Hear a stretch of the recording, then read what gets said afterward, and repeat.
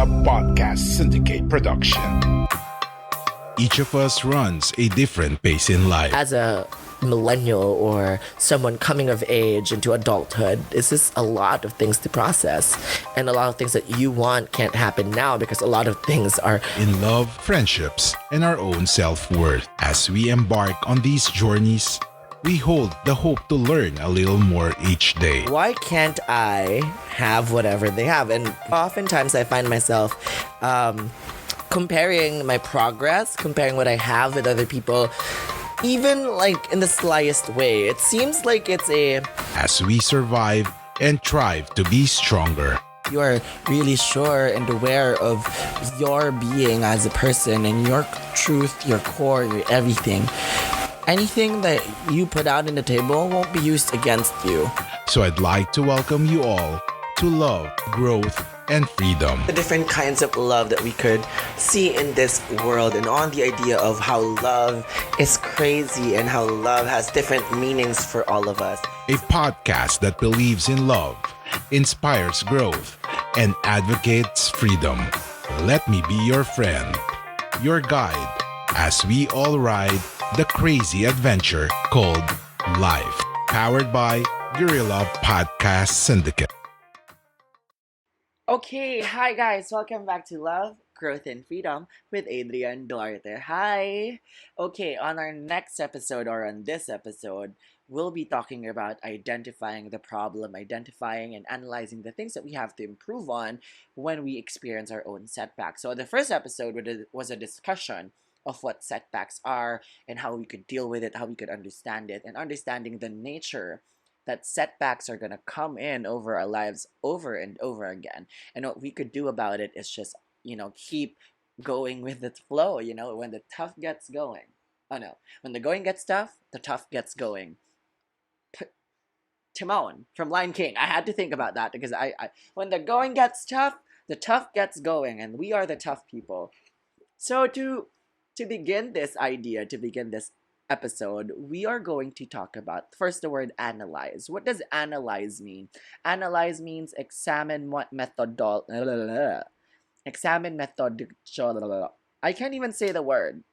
Examine methodically and in detail the constitution of structure of something, especially information, typically for purposes of explanation and interpretation. So analyzing what we could improve on, right? Analyzing our own skills, our sets, the things that we have to learn, the things we have to work on.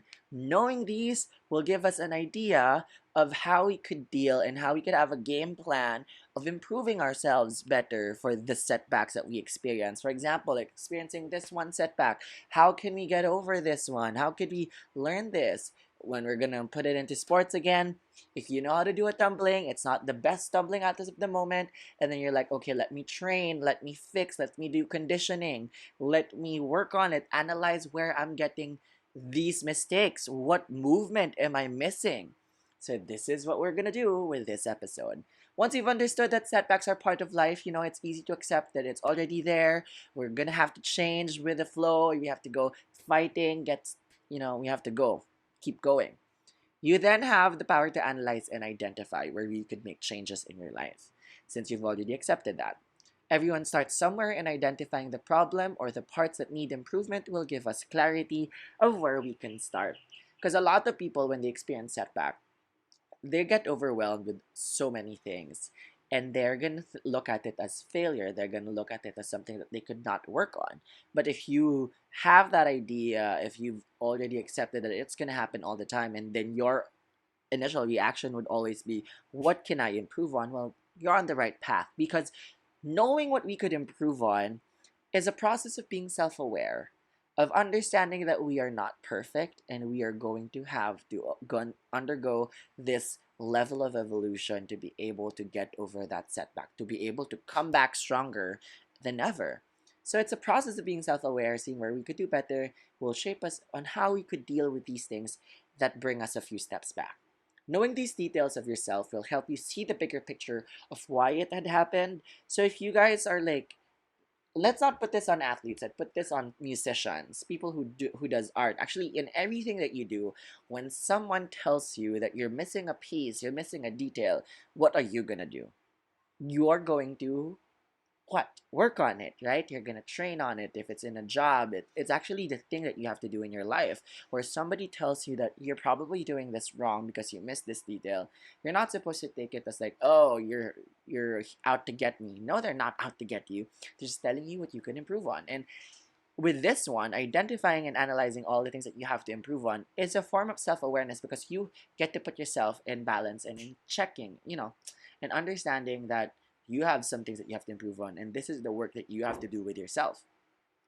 Why do you have to identify the problem? It makes us, you know, it makes us less disappointing, makes it less disappointing for us to have that feeling when we encounter a setback. Instead of having a mindset that we failed, we have a mindset of continually growing and progressing, and will give us this inspiration to actually seek to become better versions of ourselves. So yes, why that's why we have to find out the things we can improve on. Okay, understanding that that wasn't failure at all. That was just something that you have to work on, and you have to keep going to see how you're gonna deal with it. Okay, okay, that's good. All right. How did you come about this idea of identifying the problem? So, in my personal experiences, I've always wanted mentors. Okay, I've always wanted to have mentors in everything that I do. I did it in cheer. I did it in the debate team. I did it in everything that I do. I had a guidance counselor helping me deal with everything with my life because I know that they see something that I don't, if you know what I mean. But the only reason I ask for their help is because I've already noticed these things and I'm already asking what else I could improve on. Like, I know that I could improve on this, but how can I do it? Because I don't have all the answers all the time.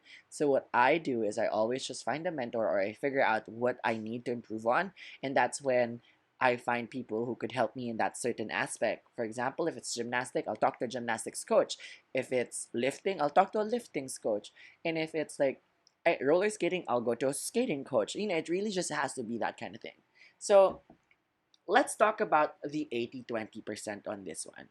So there is the right effort and doing things the right way to have the best results and the most efficient results that you can get.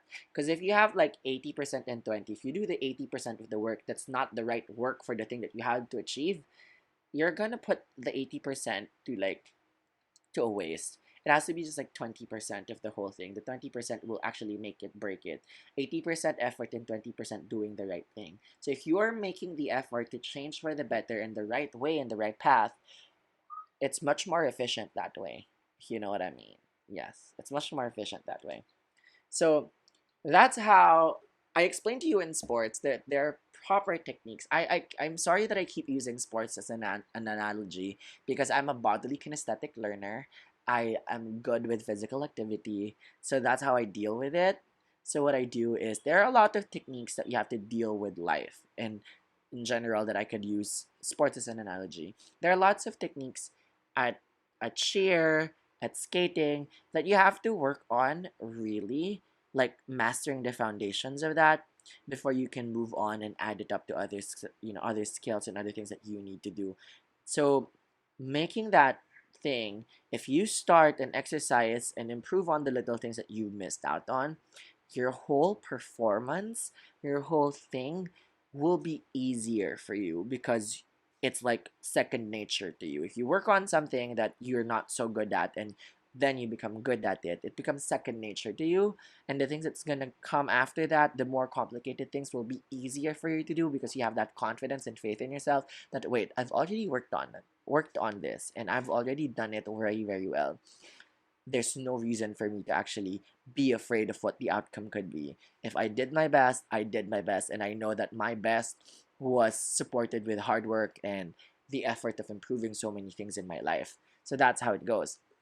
Correcting these little things in our lives, correcting the things that we miss from all these setbacks, will actually make things easier and how we perceive things in the world change for us. If you know what I mean. Yes. So yeah, with all the likes, there are so many things that we can do to analyze our own shortcomings. So it's hard. It's hard to actually pinpoint what's wrong with us because we always do that. We always find a reason to judge ourselves harshly. But this isn't judgment. Like, the difference between understanding your own shortcomings is that you are taking responsibility for the things that you could have done better. This is not, again, setbacks aren't failures. Setbacks are things that we just kind of taken for granted and that caught us off guard, and that we just have to remember how to deal with these things so that we can work on and work through it. So we are limited to see the things we do, and most of the time, if we are not aware of ourselves, we fail to see where we could improve on. So I don't do it all alone most of the time. I do have my own way. I write it down on my notebook. I jot things down. I write down the things that I've been challenged about today and then how I overcome it. It shows me how I'm able to process all these things and all these emotions. But sometimes I ask help from other people. I ask them na, if I'm like this, do you think I should do this? I really do ask advice from people who see the outside part of me, who see things that I don't see when I act a certain way. And these people really help.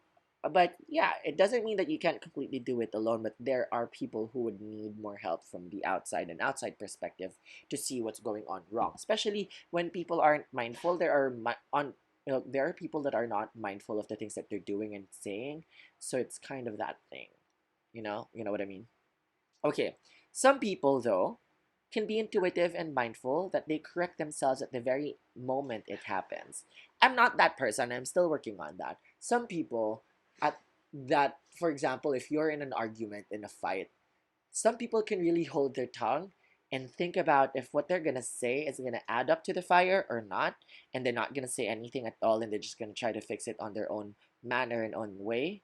So some people can do that. Some people can correct their mistakes completely in front of that, but that takes practice to have that control, and it can never be perfected because as humans, our lives are always going to be crazy, and there's so many emotions that's going to come in, and emotions, as you know it, will make us act so many ways and so many times in our lives. So yeah, but some people can be intuitive and mindful. So the way we can do it alone is we really have to practice, catching ourselves when we do something that we are not proud of. Like, for example, um, the analogy here is when I do a tumbling and then I have to like hit the skill properly, having my hands on top of my head and all the likes, and then keeping it in the position where it's gonna be optimal for me to feel the tumbling and the skill.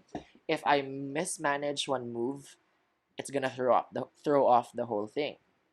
And I really have to put my mental effort and work to remind myself and to focus that my body will still do the things that I'm trying to do mentally. So with intuition and being mindful of what you need to improve on and what the things that you have to work on yourself is a constant training of understanding that you are not perfect, and it's a constant training of understanding and being in, keeping in mind the things that you want to improve on. For example, concrete example, if you don't want to curse anymore, if you don't want to use cuss words, you're gonna stop yourself at the moment that you feel like saying cuss words because you're very mindful of that. But sometimes, if you're not, what you can do about it is maybe at the end of the day, take down notes that you said this, or you can write it down. Whenever you curse, you write it down, and then you're like, okay, I said this, and then curse again. Oh my goodness, I cursed again. Write it down so that at the end of the day, you would see that okay, I cursed this much today. I hope to decrease this much tomorrow.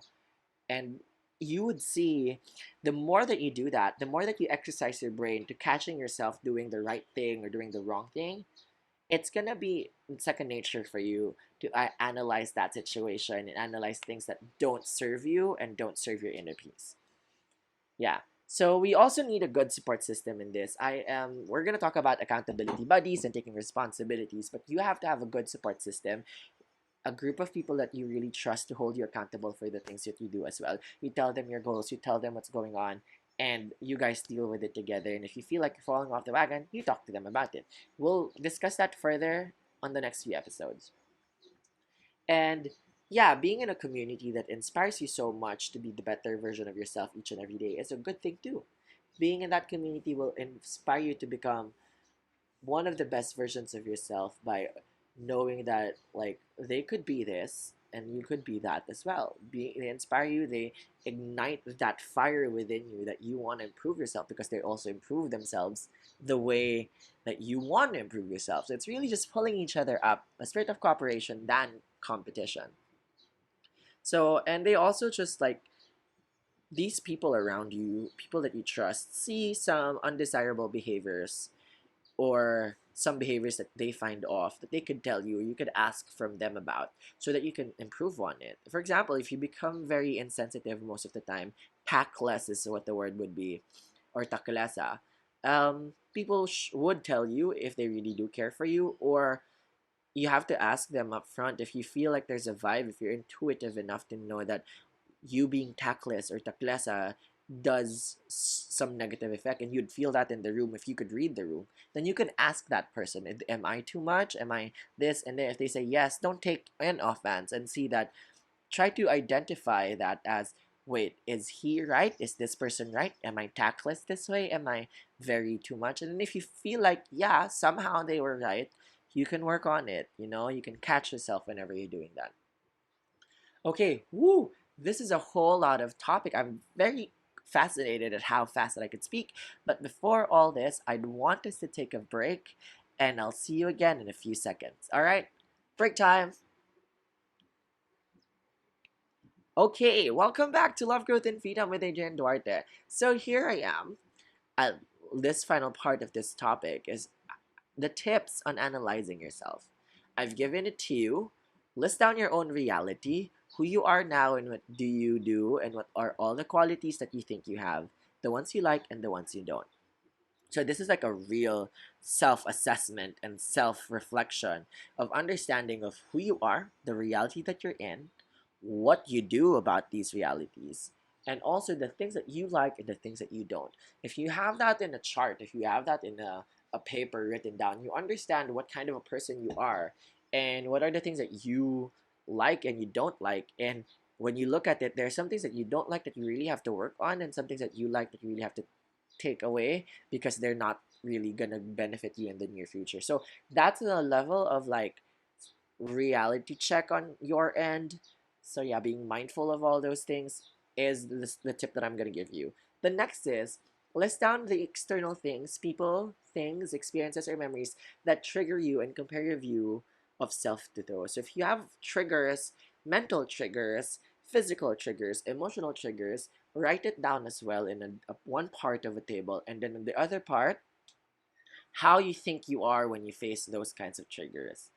And then you can ask other people how they see you in that, if yours is accurate. And then when you do, you'd have a perfect idea of like, okay, okay. So I did this. I did not do this like writing, but I did ask my friends, like my closest friends, like, what do you think I should improve on? Like, what's something that annoys you about me? I really ask them that, because I want to know that, do they, they said all the things that they get annoyed about, but they said, we love you, we accept this, but these are the things that we find annoying about you. And now it's up to you if you're gonna change those things because you find it annoying as well. If you find it's really depending on you. This change in yourself and analyzing the problems and fixing yourself and improving yourself and progressing is all on you. Okay, all on you. So yeah, when you have all those, see where the gap is and work from there, and see how you can improve. What are the things that you can write down and like, okay, this is something I have to improve on. This is my setback on this one. Okay, the setback is I didn't do this well. There were some things that I missed out on. Okay, I missed out on this is the problem. How are we gonna deal with that problem? You ask people then, do you think I should do this more, or do you think I should not do this anymore? So there's so many ways to deal with that. It doesn't have to be alone. But if you want to do it alone, you can really have to sit down with yourself and assess yourself. Self-assessment and self-reflection of these many things. So yeah, and that's it. That's it for this episode. I know the style have changed. I'm sorry, but thank you for being here with me. The style have changed. This is a conversation between you and me, and I want you to feel like we're friends and enjoying each other's company and thoughts. If you guys have any thoughts that you want to share, you can message me on Fresh FM Adrian on Instagram, Facebook, and TikTok. Excuse me. So, yeah. Um, on our next episode, we're gonna talk about how we can have a spirit of patience as we deal with all of these. Because I know understanding where we could go wrong understanding the things that we have to improve on, talking about setbacks can be stressful and can take a lot of toll in ourselves, that we see ourselves as failures and disappointments whenever we're not able to like reach the expectations that we have for ourselves. So on the next episode, we'll talk about how to be more patient with ourselves in our journey to self-progress and overcoming these setbacks. So with all that, thank you so much, lovies, for having me again in your day, in your life. I love you, and I just want to say love and light to wherever you are, and I hope you have a good day, good week, and yeah, stay safe, and I'll see you again soon. This is Adrian Duarte of Love, Growth, and Freedom. Goodbye. If you enjoyed this episode, be sure to subscribe so you're notified when a new episode is posted in Apple Podcasts, Google Podcasts, Spotify, Stitcher, or via RSS. While you're at it, if you found value in this show, rate and review this podcast and share it with your friends. If you have any questions, feel free to reach out to us. And if you want to know more, check out www.guerillapodcast.com.au or guerillapodcast.com.ph. A Guerilla Podcast Syndicate production.